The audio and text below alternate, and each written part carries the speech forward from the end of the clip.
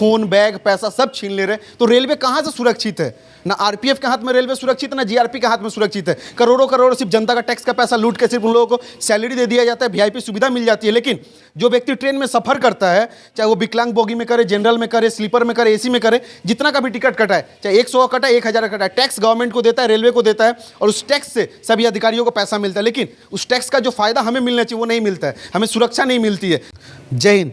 आज से बीते कुछ दिन पहले ही एक ऐसी दर्दनाक घटना घटी जिसके घटने के बाद एक पूरा परिवार बिखर सा गया। एक व्यक्ति जो अपने कार्य के लिए एक राज्य से दूसरे राज्य में जाता है और वो जब अपने घर वापस आता है तो उसके साथ ऐसी घटना घट जाती है जिसकी धारणा ना हम कर सकते हैं, ना हमारे व्यूवर्स वो लोग कर सकते। इतना बेरहमी से उनके ऊपर अत्याचार किया गया। आप लोग अगर वीडियो देखिएगा, फोटोज़ देखिएगा, हालांकि यूट्यूब ये गाइडलाइन नहीं मानता है, लेकिन हम लोग फिर भी प्रयास करेंगे दिखाने का। आप लोग अगर देखिएगा ना तो आंख से आंसू आ जाएगा कि इस प्रकार से, इस परिस्थिति से किसी के साथ इतना निर्मम तरीके से कैसे दुर्व्यवहार किया जा सकता है। हम उस व्यक्ति के घर में उपस्थित है, पूरे बात को हम लोग जानेंगे कि आखिरकार क्या मैटर था, किस कारण से ये घटना घटी, क्या हुआ। उनकी वाइफ हमारे साथ उपस्थित है।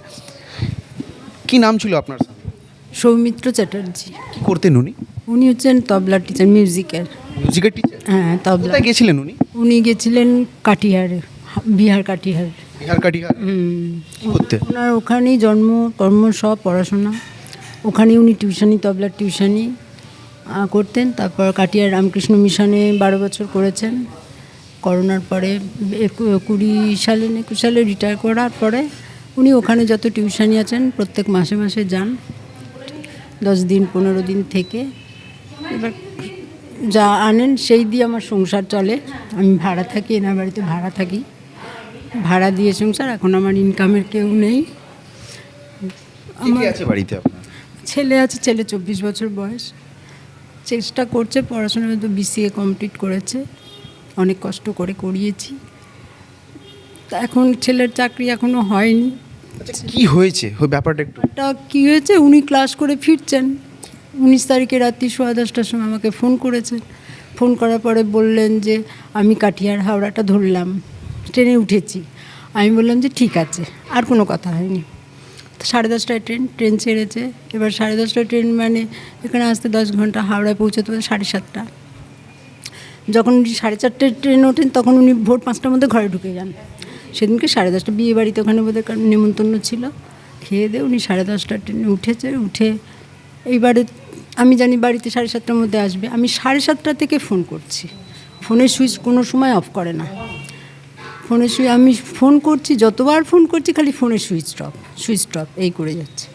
আমার না তখন সন্দেহ হলো, কি জানি ট্রেন হয়তো লেট করেছে, কারণ কাটিহার এক্সপ্রেস তো লেট করে না, টাইমলি বাড়ি আসে। আমার সন্দেহ হলো, তাও আমি রান্নাবান্না করলাম, তাড়াতাড়ি যদি আসে করো। এবারে দুপুরবেলা আমি ছেলেকে বললাম কি যে দেখ বাবা তো সুইচ অফ করে না, যতবার ফোন করছি খালি সুইচ অফ বলছে। এবার বলছে দাঁড়াও আমার ফোন থেকে করি। ওর ফোন থেকে সমানে করছে, বলছে মা বাবা তো সুইচ অফ করে না। আমি তাহলে কি ফোনটা কি চুরি হয়ে গেল? মাস দুয়েকও হয়নি ফোনটা কিনেছে, বেশি দাম না, 8-9 হাজার 10 হাজার কী হবে। ক্যামেরাটা খুব ছিল, গ্লেজ ছিল। ওই ক্যামেরাটা সবসময় পকেটে রাখতো আর কি ফোনটা। ওইটা দেখেই বোধহয় কোনো সন্দেহ হয়েছে।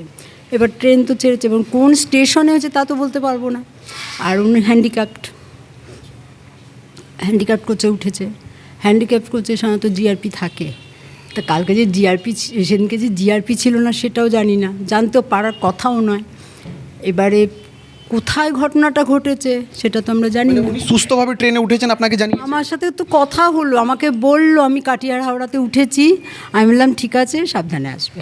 सोचिए एक व्यक्ति वहाँ से सुरक्षित ट्रेन में चढ़ता है, एक्सप्रेस ट्रेन में चढ़ता है, वो भी खास करके नॉर्मल जनरल कंपार्टमेंट होने से हम लोग एक अनुमान लगाते हैं कि आरपीएफ या जीआरपी उपस्थित नहीं रहता है। लेकिन एक विकलांग बॉगी में हमेशा जीआरपी के अधिकारी रहते हैं, आरपीएफ के अधिकारी रहते हैं। उसके बावजूद भी एक इतना बड़ा घटना, एक पूरा परिवार उजड़ गया और किसी भी अधिकारी को खबर तक नहीं लगा कि आखिरकार ये घटना कैसे घटी। हालांकि ये परिवार ये है, इनके पति थे, इनका एक लड़का है, और ये 3 जन का ही परिवार था, और इनके पति जो कमा के लाते थे उसी से घर परिवार चलता था। लेकिन आखिर ये घटना कहाँ घटा? और सोचिए जब रेलवे के बीचों बीच ऐसी घटना घटती है, चलती ट्रेन में घटी कि कहीं उतरा है वो, उसके बाद उसे किया गया। लेकिन एक चीज़ जो फोटो हम लोगों ने देखा, उस फोटो के माध्यम से बताया जी वो सो रहे थे।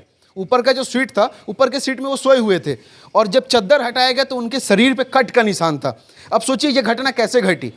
अब रेलवे में भी आदमी जो जाएगा वो रेलवे में भी सुरक्षित नहीं है। अगर हम लोग टिकट कटा के जाते हैं, मेरा परिवार का लोग जाता है, मेरे माँ पिताजी बहन जाती है, वो लोग सुरक्षित नहीं है। कहीं ना कहीं ये साबित होता है, क्योंकि एक व्यक्ति कटिहार से पश्चिम बंगाल आ रहा है, हावड़ा आ रहा है, और उसके बीच में उसकी हत्या हो जाती है, उसको मार दिया जाता है, उसके शरीर पर कट का निशान है। हालांकि उसका मोबाइल जो है अभी तक स्विच ऑफ है, फोन पावा गया पावा जाए नहीं, उसका फोन स्विच ऑफ है। अब ये भी अनुमान लगाया जा सकता है कि कहीं ना कहीं छिनताई का जो ব্যাগ ছিল, ব্যাগের মধ্যে টাকা ছিল, কিছুই পাওয়া যাচ্ছে না। ব্যাগ শুদ্ধ নিয়ে নিয়েছে। अब सोचिए, ये तो अनुमान लगाया जा सकता है कि छिनताई के कारण ही कहीं ना कहीं उनको मारा गया है। उनका ব্যাগের মধ্যে আধার কার্ড, তারপরে হ্যান্ডিক্যাপ্টের যে সার্টিফিকেট, সমস্ত ডকুমেন্টস, ব্যাংকের পাসবই, এটিএম, সমস্ত ব্যাগ শুদ্ধ একদম। अब सोचिए, जब से हमारे देश के रेल मंत्री बदले हैं ना, तब से रेलवे में तो दुर्घटनाएं घटती जा रही है, लेकिन इस प्रकार की जो छिनताई की घटना है ना, ये भी बढ़ती जा रही है। लेकिन रेलवे इस पर किसी भी प्रकार का एक्शन नहीं लेता। आए दिन फ़ोन छिनताई हो जाता है, ब्लेड मार दिया जाता है, चाकू मार दिया जाता है, बैग छीन लिया जाता है, आए दिन घटनाएं घटती है। लेकिन सिर्फ सीसीटीवी लग रहा है, रेल डेवलप करने के नाम पे सिर्फ लूटा जा रहा है, करोड़ों करोड़ों खर्चा किया जा रहा है। लेकिन ग्राउंड पे अगर देखा जाए सच्चाई, तो 0 सन्नाटा है। अगर सच्चाई होता तो कहीं ना कहीं इनके जो पति वो आज जीवित होते, इनको अपनी प्राण नहीं गंवानी पड़ती। लेकिन कहीं ना कहीं इसमें गलती तो रेलवे की भी है कि रेलवे हर कोच में एक सीसीटीवी होना चाहिए, हर कोच में। आप सिर्फ एसी कंपार्टमेंट में लगा दीजिएगा, स्लीपर में तो ना के बराबर है, जनरल में नहीं है, विकलांग बोगी में नहीं है। अगर सीसीटीवी भी रहता हर कोच में, तो कहीं ना कहीं ये पता किया जा सकता था कि किस कारण से इनके पति की हत्या हुई, या किसी ने मार दिया, या कैसे क्या हुआ। लेकिन हाँ, बॉडी को फिर से उसी प्रकार से सुला के रखा गया था। और वो ट्रेन हावड़ा आती है, हावड़ा में आके जब देखा जाता है, तब उनको रिकवर किया जाता है, उनके बॉडी को रिकवर किया जाता है, उनके परिवार वालों को बताया जाता है। अब सोचिए, रेलवे में आप अगर ट्रैवल कर रहे हैं ना, तो सावधानी पूर्वक चलने की जरूरत है, क्योंकि किस स्टेशन पे आपके साथ ऐसा दुर्घटना घट जाए आपको पता नहीं चलेगा। ये जो जिसके घर में रहते हैं मकान मालिक हमारे साथ उपस्थित है। दादा की बोलबेन, এরকম একটা ঘটনা ঘটে গেল, কি বলি বলুন তো, এরকম নির্মম হত্যা তো সচরাচর দেখা যায় না। রেলের মধ্যেই দেখা যাচ্ছে নির্মম হত্যা হচ্ছে। এই হত্যার দায় তো রেলকেই নিতে হবে। আর আমি চাইছি এই পরিবারের পাশে রেল দাঁড়িয়ে ওদেরকে যতটা দরকার ততটা দেওয়া, সাসপেনশন দিয়ে যদি ছেলেটার চাকরি হয় সেটাও দিতে পারে, বা যদি অর্থ দিকে যেটা সম্ভব রেলের দিক দিয়ে করা উচিত। এদের দেখার কেউ নেই, ওনার যা ইনকাম তার উপরে এদের চলতো। এরপরে এরা ভাড়া কি করে দেবে, কি করে থাকবে, কোথায় থাকবে, না বাড়ি না ঘর কিছুই নেই, তা কি করে চলবে? এই ইনকামের কোনো সোর্স আছে? কোনো সোর্স নেই, তাহলে সেই লোকটা কি করে চলবে? এই ফ্যামিলিটাকে শেষ করে দিল তো। कहीं ना कहीं इसका जिम्मेदारी पूरा पूरी रेलवे को लेना ही पड़ेगा कि ये परिवार अगर रास्ते पे आता है, किसी प्रकार से कोई दुर्घटना फिर से घटती है इनके घर में, तो उसका पूरा पूरी जिम्मेदार, एक घटना का जिम्मेदार तो रेलवे है, दूसरा घटना घटेगा ना, उसका जिम्मेदार भी रेलवे को लेना ही पड़ेगा। क्योंकि एक व्यक्ति अपना जान गंवाता है, हम लोग कोई भी रेलवे स्टेशन से चढ़ते हैं, ट्रेन में बैठते हैं, अगर हमारे साथ ट्रेन में किसी प्रकार की घटना घटती है, उसका जिम्मेदार तो रेलवे है। क्योंकि आरपीएफ जीआरपी भरा पड़ा है, हर स्टेशन पे सिर्फ दिखाने के लिए बोल दिया जाता है इतना विकास किया जा रहा है, नए नए ट्रेन लाए जा रहे हैं, ये होगा वो, लेकिन ग्राउंड पे विकास 0 सन्नाटा है। तो जो व्यक्ति की जान गई और जिस निर्मम तरीके से उनकी हत्या हुई, या फिर जिस भी व्यक्ति ने उनको चाकू मारा, छुरी मारा, ब्लेड मारा, जो भी हुआ वो काफ़ी गलत है। और अगर आप देख लीजिएगा ना, तो रूह कांप जाएगा। और ट्रेन में जो है ना, सफ़र करना आप छोड़ दीजिएगा कि एक साधारण व्यक्ति, वो भी आप सोच सकते हो बॉयस को तो छिलो, 63 এরকম। अब सोचिए 63 साल का जो उम्रदार आदमी, उसको भी नहीं छोड़ा जा रहा है। ये छिनताईबाज उसको भी नहीं छोड़ रहे, उसको भी मार डाल रहे हैं, फ़ोन बैग पैसा सब छीन ले रहे हैं। तो रेलवे कहाँ से सुरक्षित है? ना आरपीएफ के हाथ में रेलवे सुरक्षित है, ना जीआरपी के हाथ में सुरक्षित है। करोड़ों करोड़ सिर्फ जनता का टैक्स का पैसा लूट के सिर्फ उन लोगों को सैलरी दे दिया जाता है, वीआईपी सुविधा मिल जाती है। लेकिन जो व्यक्ति ट्रेन में सफ़र करता है, चाहे वो विकलांग बोगी में करे, जनरल में करे, स्लीपर में करे, एसी में करे, जितना का भी टिकट कटाए, चाहे 100 का कटाए, 1000 का कटाए, टैक्स गवर्नमेंट को देता है, रेलवे को देता है, और उस टैक्स से सभी अधिकारियों को पैसा मिलता है। लेकिन उस टैक्स का जो फ़ायदा हमें मिलना चाहिए वो नहीं मिलता है, हमें सुरक्षा नहीं मिलती है। हम रेलवे में ट्रैवल तो करते हैं, लेकिन हमारे जान की कोई सुरक्षा नहीं होती, कोई कीमत नहीं होता है। किस स्टेशन पे हमारा अंतिम हो जाए, कब कहाँ कोई छिनताईबाज आ जाए, ब्लेड मार दे, चाकू मार दे, और ये घटना आज घट गई। तो कहीं ना कहीं इसका जिम्मेदारी रेलवे को लेना पड़ेगा। और हम लोग ऐसा उम्मीद करते हैं कि हालांकि बहुत सारे केसों में रेलवे के द्वारा कुछ समर्थन दिया जाता है, कुछ सहयोग किया जाता है, तो इस केस में भी होना चाहिए। इनका एक लड़का है, अगर नौकरी हो सके तो किसी भी ग्रेड का नौकरी हो, अगर उसको मिले तो कहीं ना कहीं परिवार चलाने में सुविधा होगी।